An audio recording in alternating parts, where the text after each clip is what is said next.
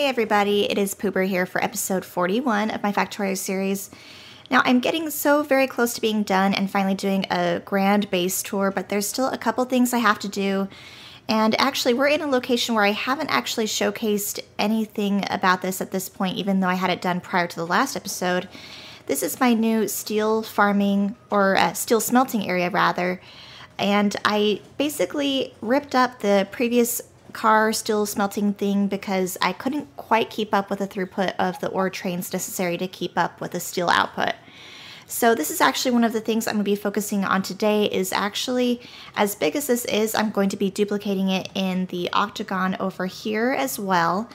And then there's some other odds and ends I still have to do to optimize the base, like I need to increase my copper ore trains. You can see I basically just don't have enough copper coming in. The copper trains are not backed up like I wish they would be to any of my smelters. And then I still have some other art projects along the way that I still want to do, so I hope you'll stick around because this will be a very busy episode.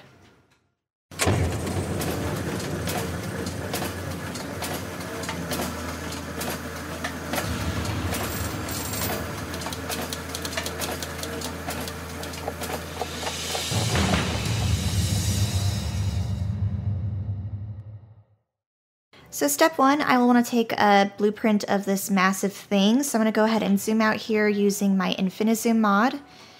And I think to avoid getting bits of blueprints that I don't want, I'm going to go ahead and do this actually in segments. So we'll do the tracks or the stacker up here to the top like so.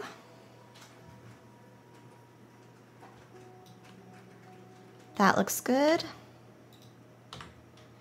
And then we'll do the middle part, which is actually like the bulk of it here. And I just want to make sure I get all of the signals and the weird stuff. And it's okay if it overlaps with the previous blueprint.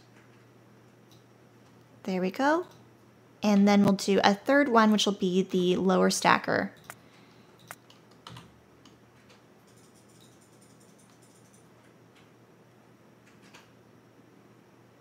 And that should do it.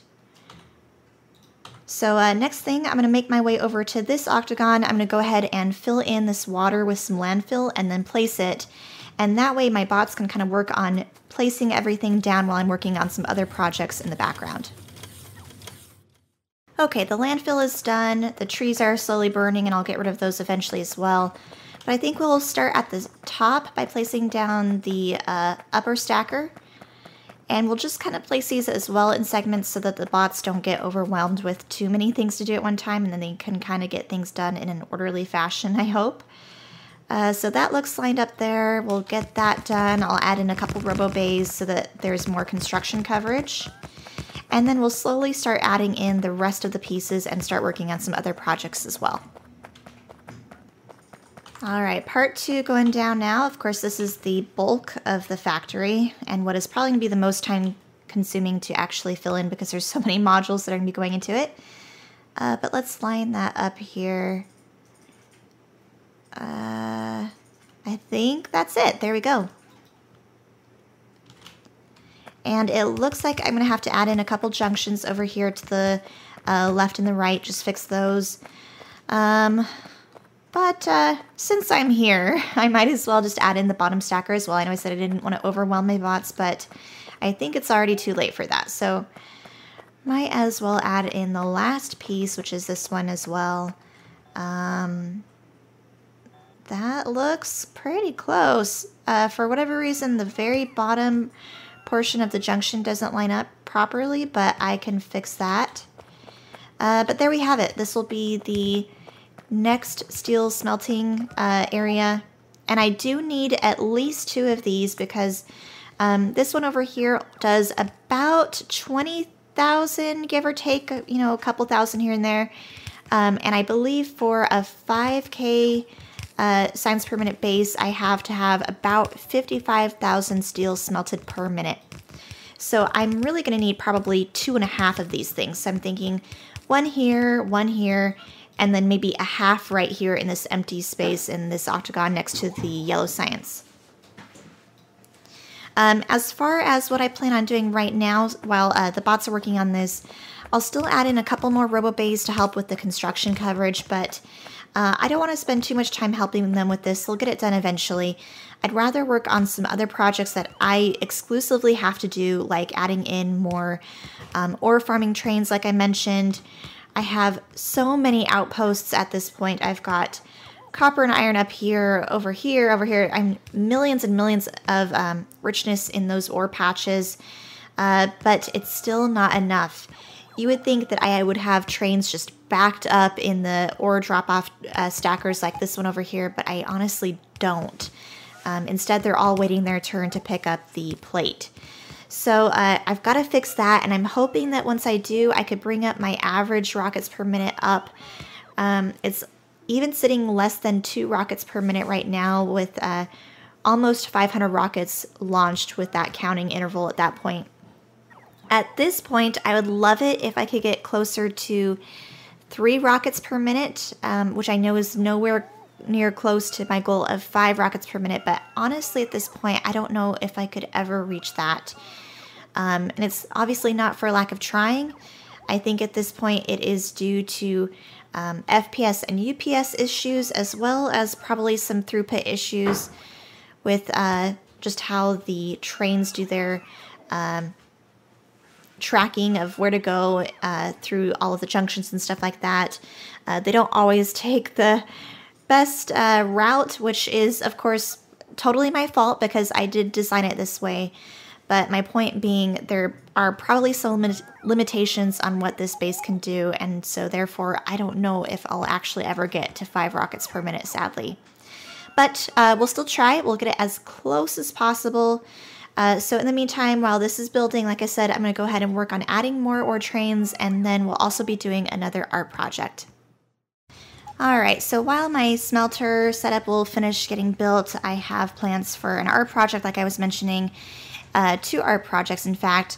And I'm thinking one will go in this octagon over here and the other one to this octagon. I think these are good choices for the location for that because if you can see here, part of the rail track system is partly cut off.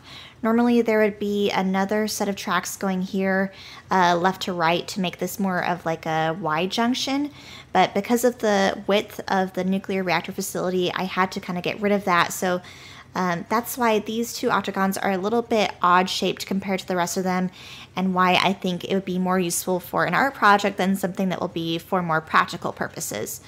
So for starters, I think I'll do the next light art project that I have in mind, which means I'll need a ton of lights. So let's amp this up to like, 500? I don't even know if I have 500 in my system. We'll see. And what I'm planning on doing is actually following a template. So it should look like just a bit of pixel art, but with lights. Nothing too fancy, but I do think it will be pretty big. I actually don't know, and it might be pretty time consuming. I'm not using like a mod to help me lay it down or anything. I'm just going to be literally following a template from my other monitor and hoping that it goes down properly. So we'll see how long this takes me.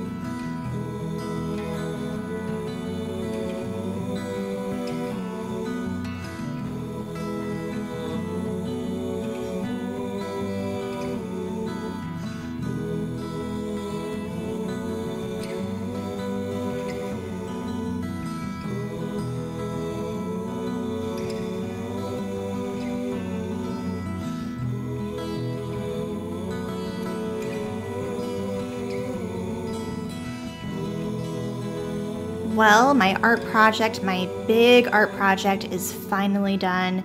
And I know you guys saw kind of the time-lapse version of me building it, but I wanted you to see the final version of it, how it turned out. So let's zoom out here, and hopefully by now you can tell what it is. This, of course, is Earth. I've got my Soelless Gaming kind of a logo type thing that I used in my previous map also down here at the bottom. And then over here to the top right is an astronaut. So I couldn't be any more happy with how it turned out. I think it is looking great. It looks even cooler actually on the map. It looks exactly how I was hoping it would. Here is a side-by-side comparison. So pulling up here what was on my other monitor. This is the astronaut over here. So you can see just how it turned out, pretty much exactly like how it was on the pixel art version online. And then here is the Earth version. This is at full screen.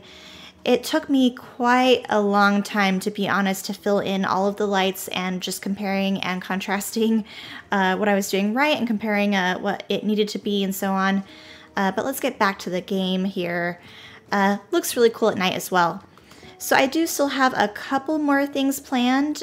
One final kind of finishing touch art project. But to do that will require me installing a mod. And this will actually be the text plate mod, I think. But I will show you guys what I have planned for that with the next cut here. Well, as you guys can see, I made it back to the main base, and I actually have installed 4 new assemblers here just below my kind of armory area. We've got these assemblers now dedicated to producing these new plates, which are going to be producing textiles. And this is all due to the text plate mod. And the whole point of this is to be able to end up writing kind of the alphabet with these plates here. And you can see that they have them in copper or iron plate versions. And that will allow me the ability to write things. The big reason why I wanted to go through the effort of downloading this mod and getting this implemented is because I really wanted to, at this point, give you guys, the viewers and my subs and all of my followers and stuff on Twitch for that matter, some credit. And what I mean by that is I plan on getting as many of your guys' names in this octagon here as well as probably this one over here, and basically just giving you guys credit where it is due, because there is no way I would be doing this almost 600 hours in this map and putting all of my time and effort, sometimes painstakingly, into this map if it weren't for the support I get from you guys. So this is really my way of giving you guys a shout out and trying to give you guys credit when able. So I hope you guys, if you get a chance, if you download the map once I've released it, go ahead and take a look up here or over this octagon or wherever I happen to put that to see if your name is able to make it on here. I wish I could include everybody, but of course I can't. I can only include so many, but take a look and hopefully your guys' names make it. But for now, I need to just finish putting in the passive provider box here. I actually don't know how many copper or iron plates it takes to make one. It looks like I get exactly 1 text plate from each of these, and I think each of those can produce 1 alphabet letter. I'm not 100% sure, actually. I've never played with this before. But regardless, we'll finish putting down the passive provider boxes, allow the small and large versions of these plates to get built, and then we'll go ahead and start installing the names. Finally, this is how the name art turned out. So this is me fully zoomed out in the regular game, but here it is on the map. It kind of extends from the center and going outward in kind of a circular fashion. And I only ended up needing 1 octagon, but I'm sure I will add to this as well as we continue along. But there's probably a good, couple hundred names on here in total, I'd imagine. So let me know if you guys happen to find your name included in this. But I think it turned out really nicely. It's just a nice kind of tribute to you guys and my way of showing how much I've appreciated you and how much you guys have been a part of this journey just as much as I have. But I think with that, we're going to go ahead and call this with episode 41. In fact, this might be the last episode before the grand base tour. I still have things I will do off camera to, again, try to get as close to the 5,000 science per minute as possible. But in the meantime, thank you guys for joining me for episode 41, and I hope you guys will continue to stick around for whatever is to come.